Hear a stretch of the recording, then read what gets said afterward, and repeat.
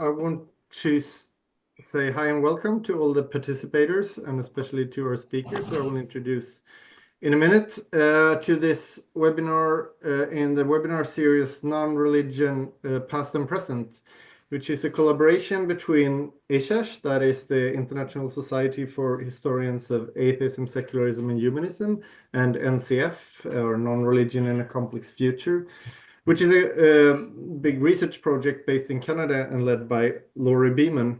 We have both had our separate webinar series for a while, ours since the start of the pandemic, NCF for a little bit shorter time, but still. And Nathan Alexander, who has worked with both organizations, came up with the idea of doing a collaboration webinar series, Non-Religion, Past and Present. We also call it an interdisciplinary conversation. That is to get historians or people working on historical stuff and people more working on sociological stuff related to non-religion to get in conversation about the respective work on a specific theme. So we've had webinars on death and dying, and we've had a webinar on using statistics in research. And today we have the theme of non-religion and science and have 4 distinguished speakers to discuss this with us. I will just also say that Nathan Alexander have led these webinars before. For personal reasons, he couldn't attend today. So I will chair this together with my co-director of ISHASH, of the International Society of Historians. I won't say the entire thing again. So I will start off here and then Claire will lead the discussion. So we've asked our panelists, so we sent 3 brief questions to them and asked them to say something about each of these questions in due time here. And we hope to have some room for question and discussions from the audience towards the end as well. So we ask the panelists to be relatively brief, but we're also very interested, of course, to hear as many thoughts as possible from you here. And as you might have seen already, this meeting is being recorded and will be later be put on the webpage of the Non-Religion for in a Complex Future webpage and on YouTube, if I'm correctly informed. So you know this. Before we kick off, I'd just like to introduce our speakers a little bit briefly, and then they will say something about the research, of course, as well themselves. We have Renny Thomas, who is Assistant Professor of Sociology and Social Anthropology, the Department of Humanities and Social Sciences at the ISER Bhopal. We can mention his book on Rutledge from 2021, Science and Religion in India, Beyond Disenchantment. And he's also authored articles on the theme of unbelief and science, or Indian scientists. We also have Stephen Weldon, who is Associate Professor of History of Science at and currently the Chair of the Department of History of Science, Technology and Medicine at the University of Oklahoma in the United States. And has, among other things, authored the monograph, The Scientific Spirit of American Humanism, published with Johns Hopkins Press at 2020. Among other things, Weldon is also an editor of ICE's current bibliography and important research for the history of science. We also have Dr. Lawrence Strumos, a sociologist of religion and currently postdoctoral fellow at the Chester Running Center for the Study of Religion and Public Life at the University of Alberta. This year, Strumos completed her PhD at the University of Ottawa, called Exploring Notions of Environmental and Ecological Justice Among Settler Protesters Opposed to the Trans Mountain Expansion Project. Strumos is also a contributor to the NCF project. Finally, we have Bernard Lightman, Professor of Humanities at York University in Toronto, Canada. He has published widely in the area of history of science, specifically the cultural history of Victorian science. For the theme we speak about today, we can mention the 1987 book, The Origins of Agnosticism, Victorian Unbelief and the Limits of Knowledge. But he has also published recently a couple of volumes relevant to the topic, such as Identity in a Secular Age, Science, Religion and Public Perceptions, co-edited with Fern Edson Baker, and Evolutionary Theories and Religious Tradition, published together. Now I lost the name of the co-publisher here, but another edited volume. So we have 4 speakers coming from relatively different areas, but all have very interesting things to say about non-religion and science in various ways.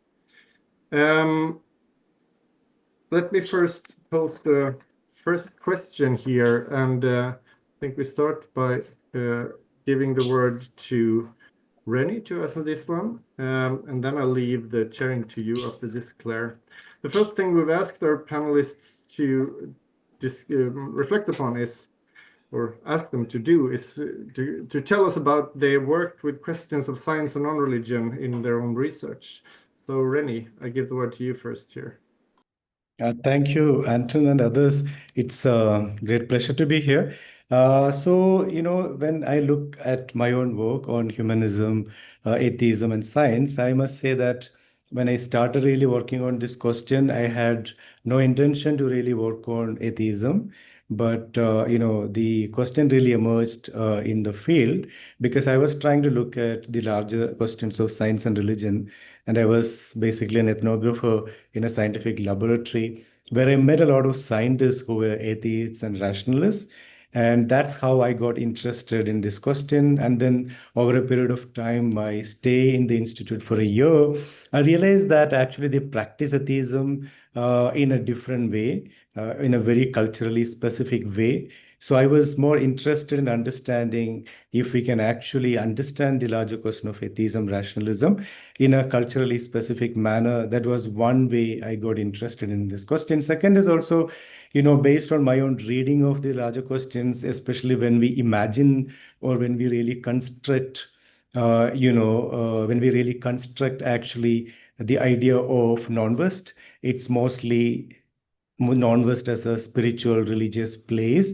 But what happens in this form of historiography is there is this larger erasure of the very rich tradition of atheism, rationalism. So historically, so I was interested in understanding the debates historically and anthropologically. So I do archival work on this larger question of atheism, scientific timber, but also speaking to people on these questions. In many ways, it's basically an attempt to have conversation of anthropology of atheism and non-religion and history of atheism and non-religion in that sense. So I think this is a very productive conversation really between anthropology and history of non-religion. So that's how I position my work. Thank you.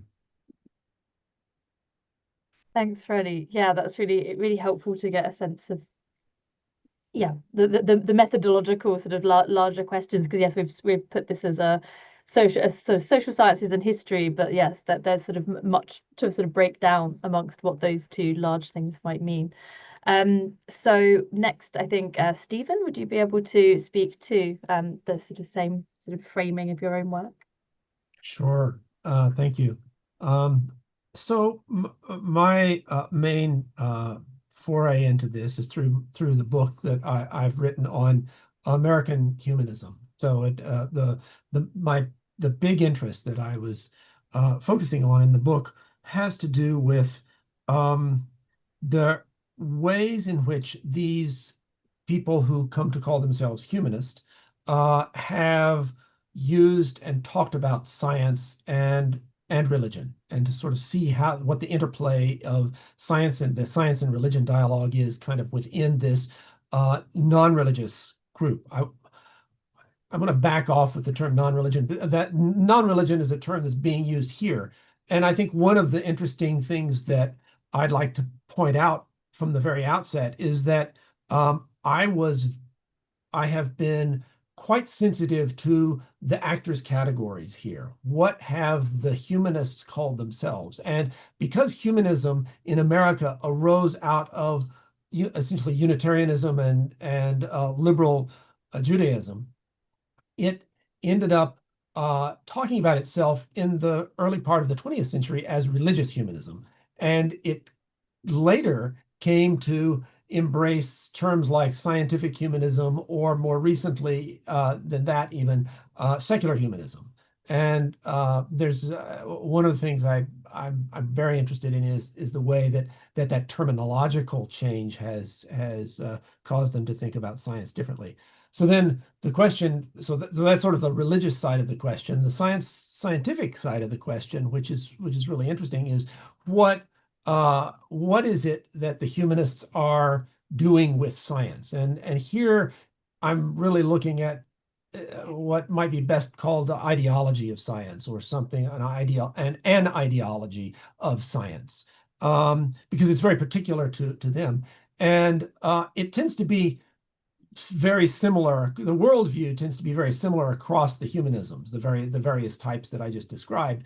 It's pretty similar, but the focus tends to be on the authority of science. I think that would be where I would say it sort of comes down. Less about scientific method, less about scientific facts, and more about authority of science. And I was really interested in the way it connects with political ideology and democracy in particular, the idea of democracy in the United States. I won't say much more because I want to let time for other people to sort of introduce their work. But I wanted to say one last thing about the American context, which I think is relevant here. Most people will know that this sort of separationist paradigm, separation of church and state, has been longstanding and deep-rooted in the United States. Not universal by any means, as one looking around today sees, but it is certainly important. There is also the tradition of religious pluralism in the United States, and also a kind of a hegemonic, at least through the 20th century, a large, and into the 21st century, hegemony of scientific idealism on a certain level. And I'll stop there. Thanks, Stephen. Yeah, I think it's really helpful to clarify the terms that we're using here, and very, very happy for people to challenge and complicate the terms we're using as well. So Lauren, could you introduce a little of the work that you've been doing? Yeah, thank you.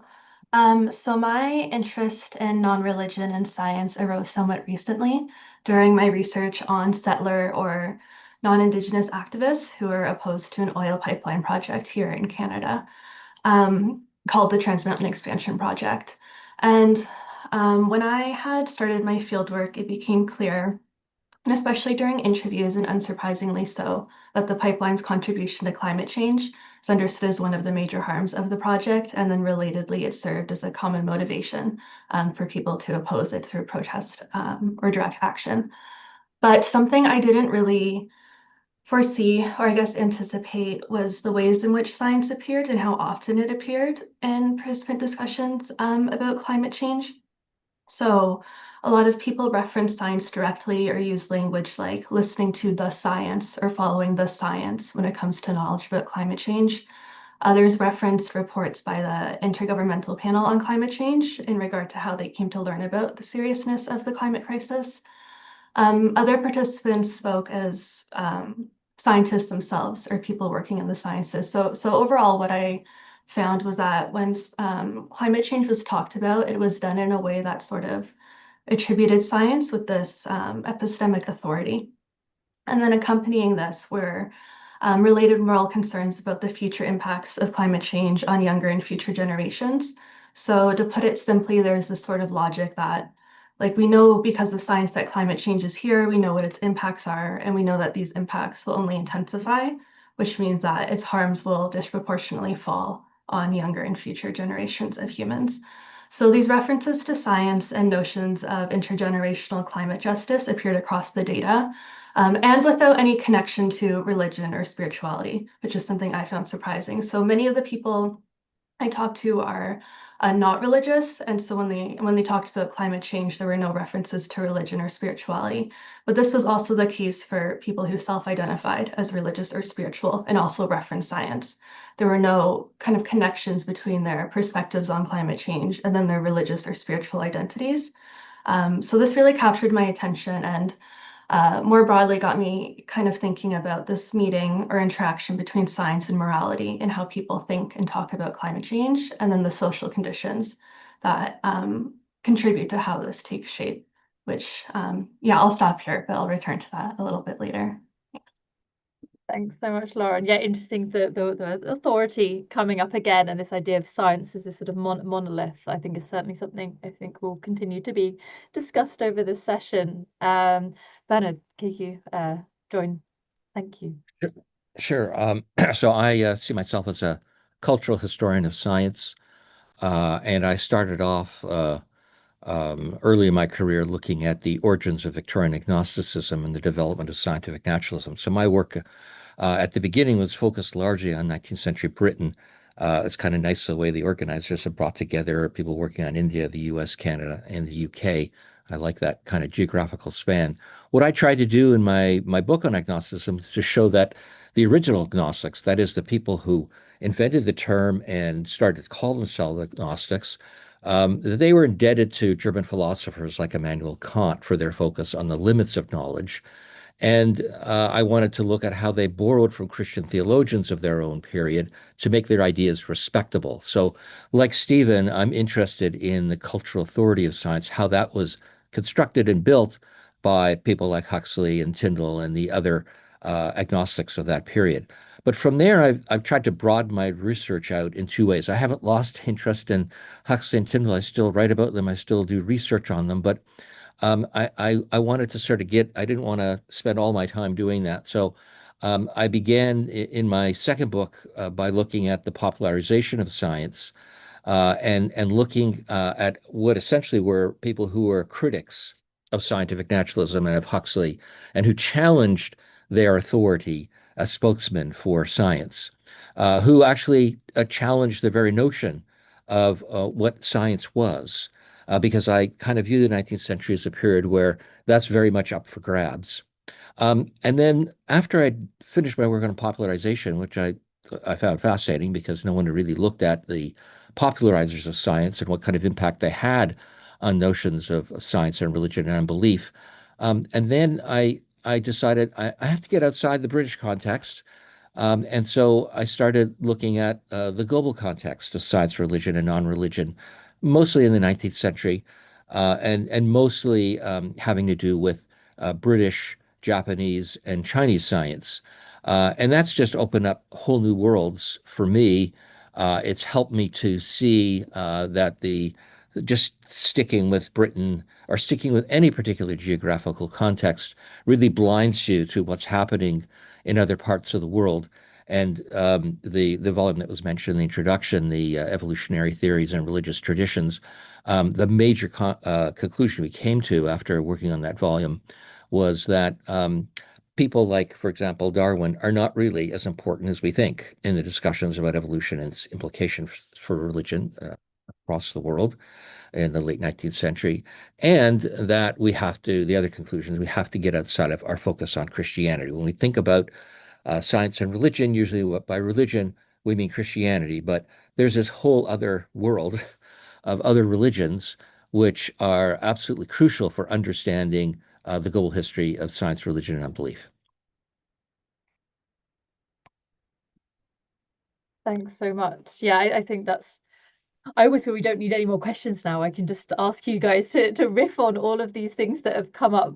But I know we've asked you to prepare things, so I kind of want to at least give you an opportunity to kind of say the things that you wanted to sort of bring into this space. But certainly would encourage you to also respond to or build on anything that maybe if your sort of fellow panelists sort of brought up. Yes, please don't feel too restricted by the kind of the question structure if it feels like it's sort of shutting down discussion rather than opening it up. The second sort of prompt that we had for you was the idea of there being potentially common misconceptions about the relationship between science and non-religion. And I feel like we've maybe already started to think a little bit about that in terms of, say, what Bernie just said, perhaps about it being very much a kind of Christian perspective that often comes out of assumptions around these kind of conversations. But I'll sort of leave that to you to take it wherever you're interested in taking it. Renny, did you want to start again? Yeah.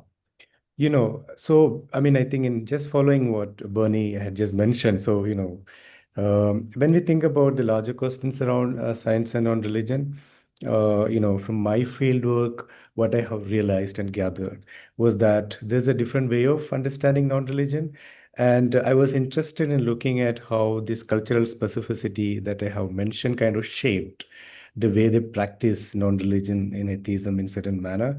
So, for example, the scientists that I have spoke and interviewed, of course, they would say that they are atheists, but they define atheism in a very, culturally specific way. In many ways, it's kind of a Hindu atheism.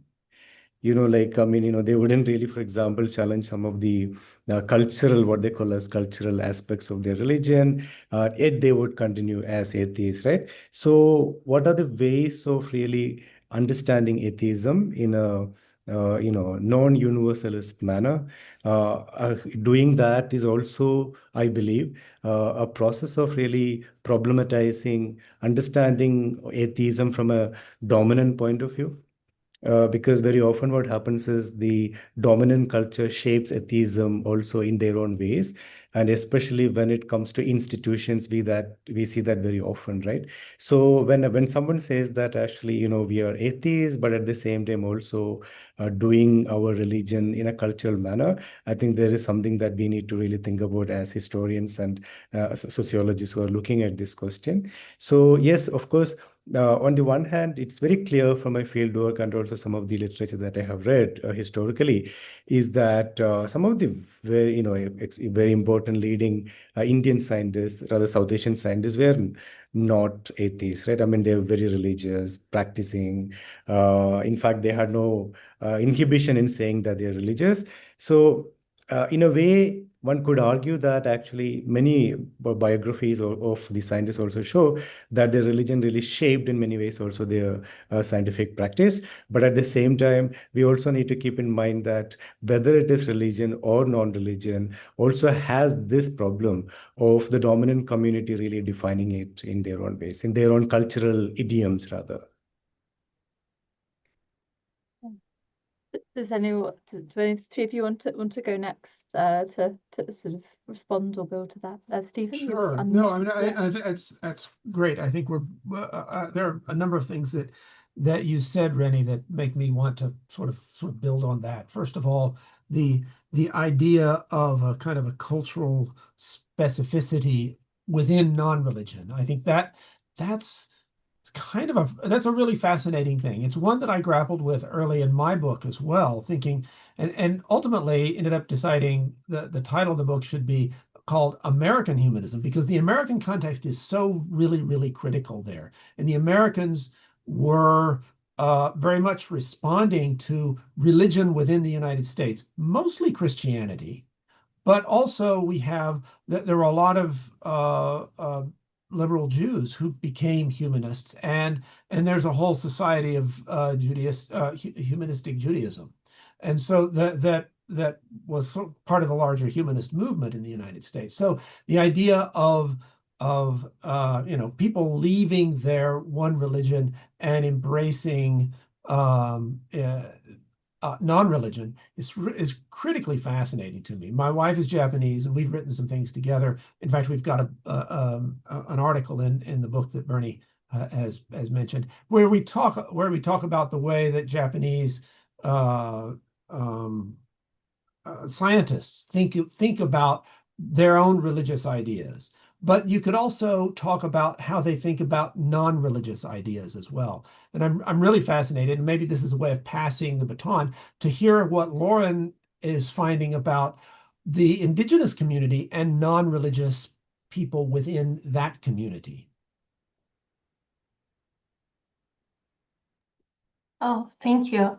I'm not sure how much I can speak to that right now. I know there's research that's been done on that in the context of Canada as well as New Zealand. But I think sort of within the context and, very Western and Christian context of my research, I do think that there is this kind of perceived connection between non-religion and science, or that science is somehow characteristic of a non-religious identity. And I don't think that's necessarily a misconception or always a misconception. But thinking again of my research, I think it has the potential to become limiting when it's kind of strictly approached through this binary either or thinking that's characteristic of Western thought. That's also supported this conceptual religion, non-religion binary, or this binary or dichotomy of religion and science. So I think I might say it's important to keep in mind when approaching this relationship, or Lowesley uses the word affinity when considering this perceived affinity between non-religion and science, to just be attentive to whether implicitly they sort of work to mutually reinforce this position of difference or opposition to their mutual counterpart of religion. Something again I found in my research is that even for individuals I interviewed who are not religious and valued scientific knowledge about climate change, this didn't preclude religious ideas or ideas shared with religion from their related moral concerns. So again, people really talked about or made lots of references to science and these related concerns about the impacts of climate change on future and younger and future generations of humans exclusively. So what I've argued elsewhere is, while there is no direct connection to religion here, it still represents and kind of carries a residue of human exceptionalism in the stewardship model seen in Christianity. And it's a bit more complicated than this, but kind of simply put, rather than addressing climate change on behalf of God, we do so on behalf of younger and future generations of humans specifically. And then in the context of my research, I attribute that to the lingering influence that Christianity still has on conceptions of morality in Canada's settler colonial society. And I realize I'm making a bit of a distinction here too between science and morality, and I do think that distinction is found in climate change discourse and also discourse on animal ethics sometimes too. But of course, this isn't always or necessarily universal. I'm thinking, ecofeminists especially have shown the ways in which science and the making of Western scientific knowledge can both uphold and challenge human exceptionalism or ideas of human specialness. But I guess the broader point I'm making is that when we think about non-religion and science and place it within broader contexts like human responses to climate change, we can say they don't just stay in or occupy their own sort of domain in isolation from other factors at play within those contexts, which can include religion or ideas and beliefs and aspects of human life traditionally associated with religion. Thanks, Lauren. Yeah, I think you're completely right. I don't think in putting together this panel on science and non-religion, we were hoping to sort of reinforce the binary of suggesting that they are a sort of pair and that sort of science and religion are necessarily at odds. So yeah, I really appreciate you sort of drawing out some of the complexities and nuances there. Bernie, do you want to? Yeah, so I want to make three quick points about common misconceptions. The first one has to do with public misconceptions having to do with the conflict thesis. I think we are all in some ways in the work that we're doing grappling with this. I think that scholars have since the 1990s tried to undermine the conflict thesis, and even though within academia, for the most part, among at least people who study the topic, we've all realized the problems with the conflict thesis, and we've moved much more to the kind of model that John Brooke suggests, having to do with complexity. But I think connected to that, something that's even more difficult to root out, which is connected to some of the comments that have been made, is the conception of science, religion, and unbelief is essentially the same across centuries. In other words, there's this kind of essentialist thinking that we have that makes it much more difficult for us to approach the whole topic historically. Peter Harrison especially has been very good on this issue. He has kind of pointed out in some of his work that science and religion, he doesn't deal with unbelief specifically, but we could include unbelief. Science and religion are really moving targets. They change over time. So I would say you could also treat unbelief in the same way. Unbelief changes over time as it's shaped in different ways in different contexts. That gives us a much more sophisticated perspective from which to approach the science, religion, and unbelief issue. Second misunderstanding has to do specifically with agnosticism, and that's the tendency of not only Huxley's enemies, but also scholarly literature to conflate agnosticism and atheism. In other words, Huxley's enemies very often were very eager to show that agnosticism was but a fig leaf for atheism, which is what Lenin commented about Huxley's agnosticism. But if you actually study people like Huxley and tenderly look at their letters, you read their essays, you start to understand, no, they really wanted to distinguish themselves from atheism, and they had good reasons for doing that. And there was actually a kind of religious dimension to their agnosticism, which was seldom acknowledged by their enemies, and therefore seldom acknowledged until fairly recently by scholars. The third common misconception has to do with the point I made earlier about the notion that the study of science and religion is really, when we talk about religion, we're focusing on Christianity. And I'm going to give you a specific example of how this blinds the way that we look at these topics. And I include myself as having been blinded, because there's one thing I discovered when I did a recent essay on Huxley, something I'd never seen before, but which really opens up all sorts of new issues, and that is Huxley's debt to Buddhism. I'd never seen this before. It's in his famous Evolution and Ethics essay. If you read it, it's one of the last essays he wrote before the end of his life. And if you look carefully, and you have to look at the notes, it's not in the text as much. If you look carefully in the notes, you'll see he's done this immense reading on non-Western religions, Eastern religions in particular. And he's read some of the scholarship in his own time on this. And what he tries to do is to argue that non-Western religions, particularly Buddhism, are much more congenial to modern science in comparison to Christianity. And so this sort of opened up a whole kind of new way of looking at Huxley and Spencer as well, as people who, towards the end of their lives, got very interested in Eastern religions and use that as a way to put forward their form of unbelief. Thank you so much. Yeah, Robert, I see your hand there. Just for to ensure that our speakers have a chance to kind of say the initial things that they want. We will sort of stick to this panel, and then in about sort of 10 minutes time, we'll open to discussion and Q&A. I hope that's okay. If you want to put something in the chat, you're really welcome to sort of start, or we can, as I say, we can come back to you sort of in not too long. So yeah, thank you for all of those, and they've set hairs racing for me in multiple directions, but I'll keep us on track.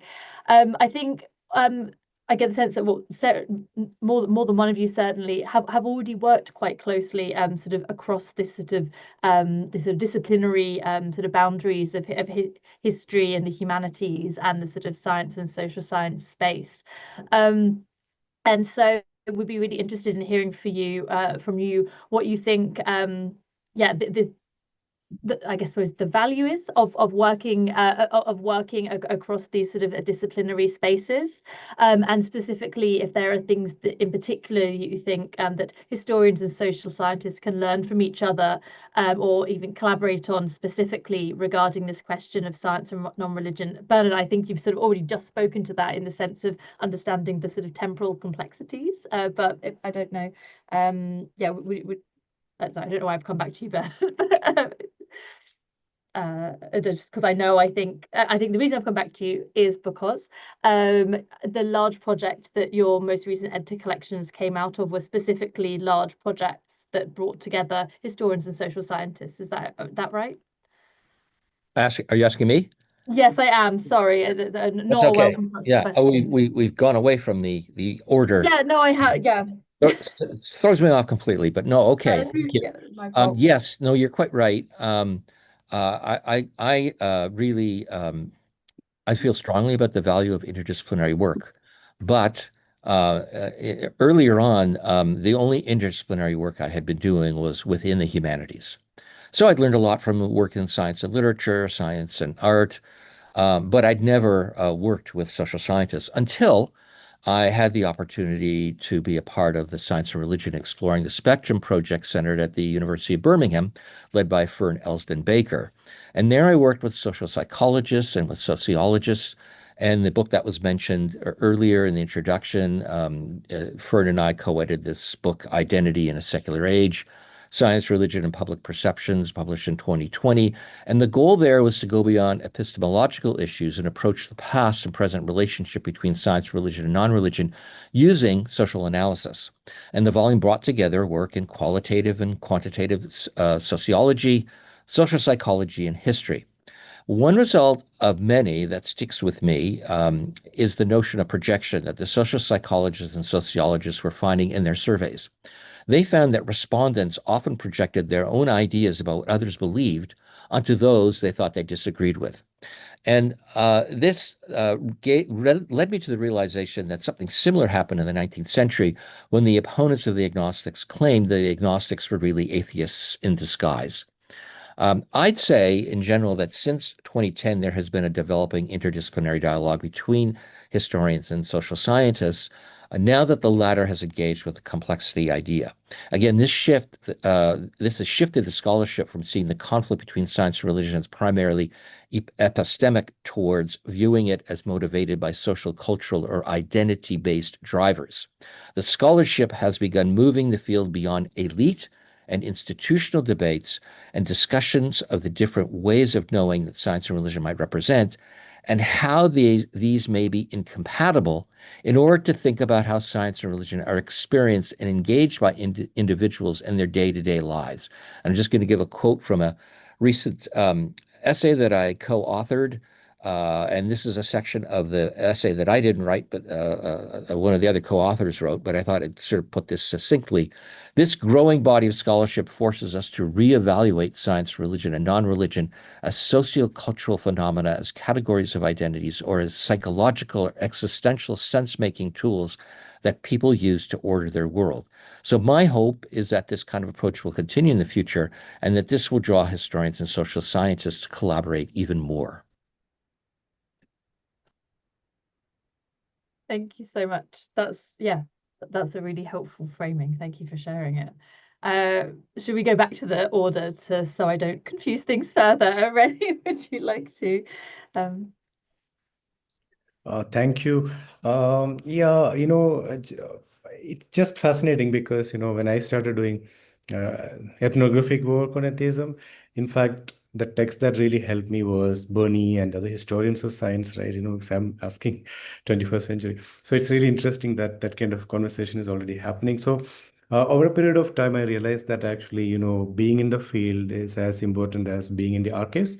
So it really provides a different kind of insight in making sense of the present. And especially when we look at actually, the forms of rationalism, atheism in the late 19th century and 20th century in the South Asian context, especially Indian context, it's interesting that actually a lot of those people, whether it is Periyar and Gora and various other thinkers, were actually looking at the possibility of thinking about questions around caste, eradication of gender discrimination, using forms of rationalism. So in many ways, the concern of many of those thinkers were not necessarily about to understand whether God exists or not, but rather to use the tools of rationalism to understand different forms of inequality in the society. So I thought that was very interesting sociological question, but this is possible only, and when we are looking at the archives and see historical connections between the past and the present. So in many ways, can we ask this question that,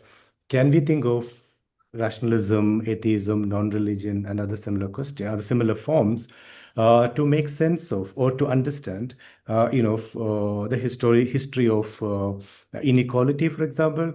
And in the Indian context, for example, a lot of them were concerned about how do we make sense of caste, and can we use rationalism as a way to really eradicate caste discrimination and gender disparities, etc. So I think it is possible because of the conversation really between humanities and social scientists who work on these questions. Thank you. Thanks so much. Yeah, that's great to have those sort of specific examples to see where they've come into contact and been so productive for your own work. Stephen, would you like to speak to this question? Sure. Yeah, I guess there are two things. One, I want to kind of come back to a point that Bernie made a few minutes ago, where he was talking about two things: this idea of projection, that people are sort of project their ideas of one of their own ideas onto somebody else. I think that's eminently clear. It's very clear in my work on the humanists. And one of the kinds of projections is, okay, you've got this kind of science-based worldview. You're an atheist or an agnostic. Sometimes for many people, it doesn't make any difference. You just are an unbeliever. And your worldview is just science and mechanical thought. There's no way you can deal with the complexity of human experience. And that was exactly the opposite of what I found when I was looking at the humanists. These people were working really hard to understand human experience in all its diversity, though even religious feeling and human emotion within the context of a materialistic or at least science-based worldview. And that, I think that's one, maybe it's a misconception, but it also sort of maybe takes us into sort of this question about what it is that is that we can learn from each other as historians and scientists. I mean, as historians and social scientists. And I also want to pick up from some what Bernie had said there. I mean, his book on the identity in a secular age, the edited book, is really fascinating, and it definitely shows that kind of interesting collaboration between historians and social scientists. But I think that goes way back. I think the science and religion discussion actually has promoted that kind of thinking from maybe the beginning, in a sense, because the religious studies scholars, who often are historians but often not, they come at these questions in different ways, have continually kind of contributed to that. And then from our own sort of larger discipline of science studies, we get a lot of sociologists of science who have come in and provided kind of theoretical framings that have been extraordinarily useful. The various social constructionist ideas have really, I think, helped break apart the kind of essentialist understanding of science and religion that created the conflict thesis in the first place. So I'll stop there. Thank you. That's really helpful. And Laura, we'll come to you finally. Was there anything else you would like to sort of add around this question? Yeah, sure. Thank you. I think for me, I mean, speaking as someone who isn't a historian, history can help really shed light on and illuminate contemporary social issues in a way that can't be achieved by just focusing on the present alone. And I do think that sometimes in academia, there is a real bias toward the present. Even just, I was speaking with a historian recently who received, feedback on a grant application that they didn't include enough current sources, which we both thought was a little funny. So I don't mean to fall into that thinking, but it's more so I think social scientists have a lot to gain by turning to history and the work of historians when it comes to aspects about non-religion, or the substantive aspects about non-religion and non-religious identities that they're interested in. So for instance, and maybe too in terms of methods, historians, locate and then write about these really rich and finely detailed examples. And then how can these examples offer insights into or help guide our thinking about social issues that are being engaged with by the non-religious? So that's kind of the angle I approach it from. And then in terms of non-religion and science, this could include not just looking at the relationship between kind of non-religion and science itself, but also how non-religion and science intersect in other areas of interest like climate change or the authority of science and scientists, as well as challenges to these authorities. Another area I think that could be really fruitful for collaboration that I'm obviously interested in too is human, non-human animal relations. Last weekend, I was going through one of my neglected email inboxes, and I'd received emails about the death of Dr. Jane Goodall, talking about the scientist as a moral agent and science and animal advocacy and making the world a better place, not just for humans, but for all beings. And then meanwhile, back in my home province of Ontario, there's been a lot of public protests against and media coverage of medical testing on dogs, beagles in particular. So I do think there are conversations happening around science and the roles of scientists that are speaking to how people are thinking about and perhaps reconceptualizing relationships with animals. So I just kind of, raise that as an example and something I'm interested in that I think an example of how we can kind of explore non-religion and science in relation to issues that are tied to social change, and then therefore also have historical dimensions and precedents that also need to be considered. Thank you so much. Yeah, I think the idea that's coming from all of you, but especially what you were saying there, is that that it's not just there's the kind of the methodological, but there's also the diversity of material and the possible material as well. It kind of has a real important aspect of how bringing these kind of different disciplinary perspectives and approaches together. So thank you so much for all of you for sharing those sort of perspectives so generously. As I'll open the floor to discussion and question potentially. Robert, I see you have put a sort of message in the chat there about how your study of conceptions of life in 20th century science in the US, Britain, French and German speaking contexts, again, this sort of question of how we really need to understand really carefully the specificity of what it means to be non-religious in a Catholic country compared to, say, an more Anglican country. Did you want to come in and sort of briefly sort of add any additional sort of thoughts or perspectives there?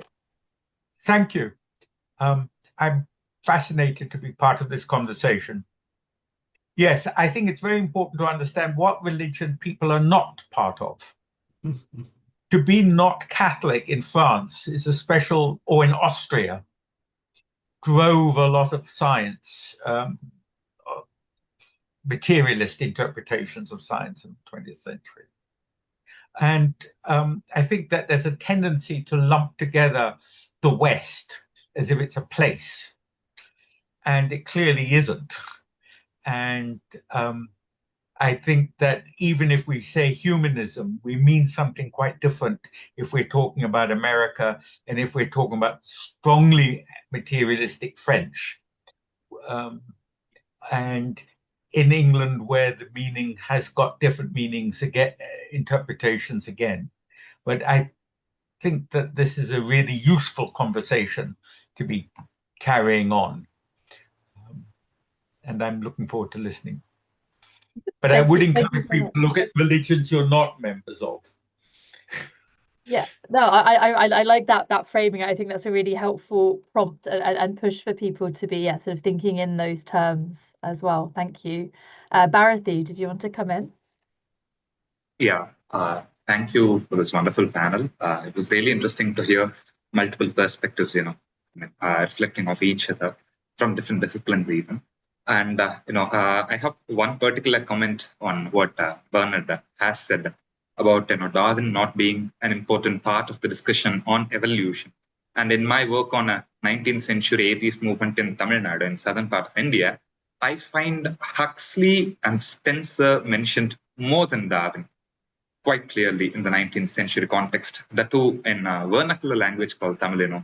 It's a different experience on reading those primary sources and then reflecting on those. And I have a particular question, which I think both Bernard and Renny or other two panelists can also answer. That's this question of who represents science, right?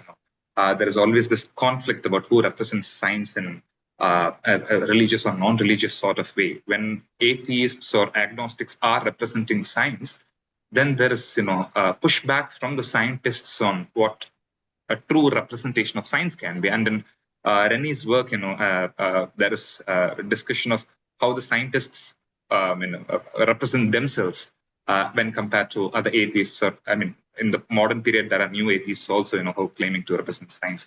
So I want to raise this particular question of, in their own works, how the question of who represents science has come. Yeah, thank you. I could respond very quickly.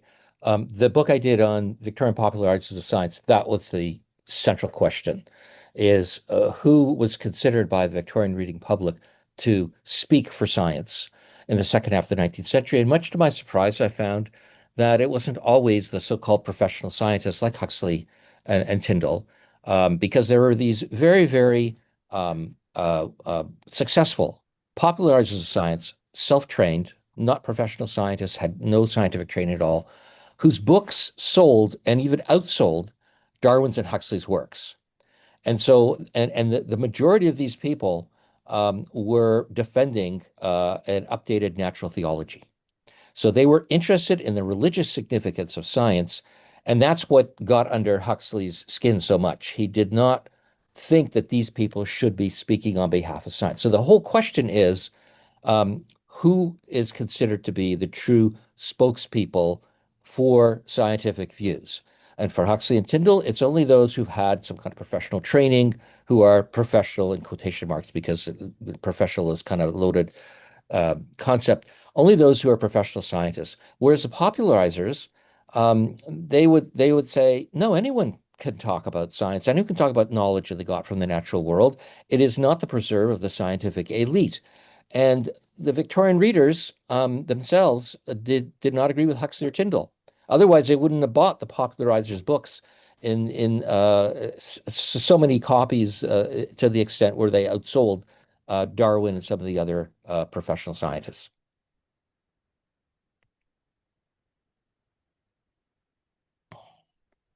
I might suggest that the same is clearly goes on now. I mean, it's clear that if you start looking at different communities, different groups will look to certain individuals as spokesmen for science, and especially if you get into religious communities who are frequently, mostly probably, not averse to science as a thing, but only to different aspects of science. You've dealt with that as well, Renny. And so the sort of the looking at the particulars, you see people doing all sorts of very interesting intersections between science and variety of religious worldviews. Renny's work as well is extremely useful in this way.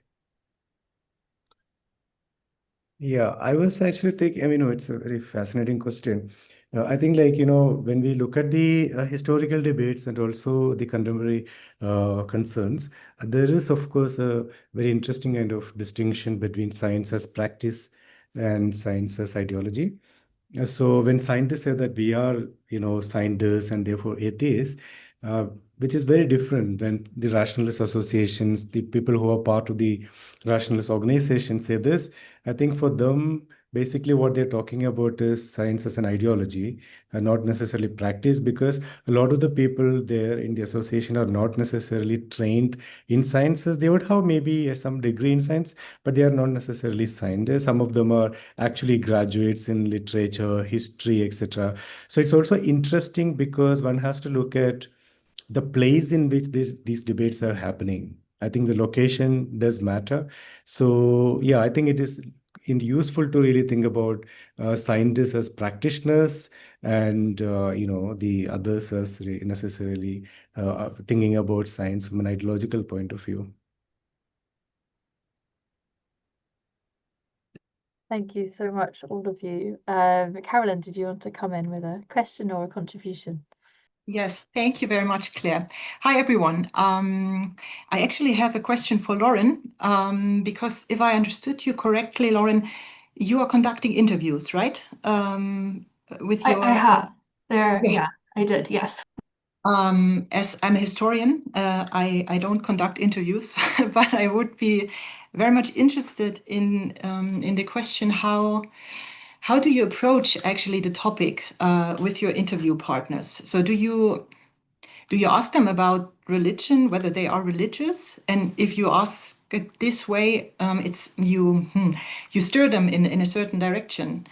But if you ask, I mean, are you atheist? This is also a certain a certain label you put on them. Or do you leave the question open and they, while engaging with you, they kind of the topic comes up? How I think it's really sensitive not to put a label on it, but still, get the information out of your your conversation partner. Yeah, no, thank you so much for the question. I don't ever directly ask about religion, and I've done this for a few different projects I've conducted interviews for.